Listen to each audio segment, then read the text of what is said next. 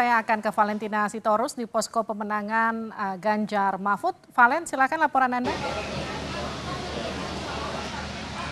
Iya, Liviana dan juga saudara, memang selagi quick count berjalan dari sejumlah lembaga yang memang sudah terdaftar oleh KPU Republik Indonesia, namun dari tim pemenangan nasional Ganjar Mahfud juga merilis hasil quick count sementara yang dilakukan oleh tim survei internal. Dalam hal ini adalah BSPN Pusat PDI Perjuangan, data saksi juang PDI Perjuangan. Dan kalau dilihat dari jumlah suara yang masuk sementara berdasarkan survei internal dari PDI Perjuangan sendiri, untuk paslon nomor urut 1 Anies Mohaimin mendapatkan suara 25,17%, kemudian paslon Prabowo Subianto dan Gibran Rakabuming Raka 56,42% dan Ganjar Mahfud MD 18,41%. Sementara dari jumlah suara yang masuk ini yang terdata baru sekitar atau berasal dari 3.567 TPS yang masih didata, artinya belum masuk, di mana TPS total terdata 5.469. Nah, dari jumlah persenan yang tadi saya sebutkan berdasarkan hasil rilis sementara tim survei internal ini masih merangkum dari 560.220 suara yang sah masuk, di mana masih ada 204 juta suara yang masih terdata atau belum masuk. Dan dari hasil rilis survei sementara, memang tadi kami sempat konfirmasi juga kepada Ganjar Pranowo yang juga tadi sempat datang ke markas tim pemenangan bahwa dirinya hingga saat ini optimistis bahwa tim yang melakukan survei internal pun juga saksi-saksi yang disiagakan atau ditugaskan ke seluruh TPS yang ada di Indonesia hingga kini masih bekerja, artinya perhitungan suara juga masih dilakukan. Tadi juga kami menanyakan mengapa suara dari paslon Ganjar Mahfud ini dirasa bontot meskipun itu dilakukan di survei internal, namun tadi Ganjar juga menyatakan bahwa apakah publik bisa percaya begitu saja, karena sebelumnya dari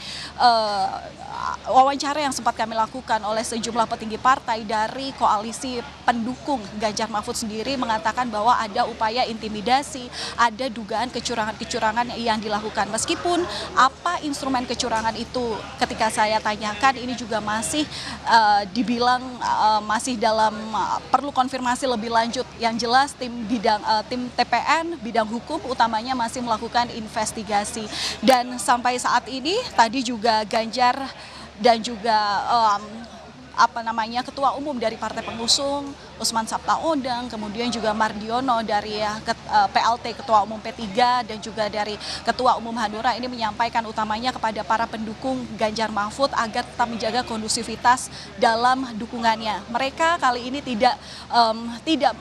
menerima mentah-mentah perhitungan yang kemudian keluar berdasarkan quick count dari sejumlah lembaga, namun mereka percaya bahwa hingga kini KPU masih mengumpulkan C1 dari masing-masing TPS di seluruh Indonesia, dan mereka nantinya masih menunggu hasil dari real count yang tentu masih akan dihimpun oleh KPU, di mana seperti kita ketahui menurut peraturan KPU nomor 3 tahun 2022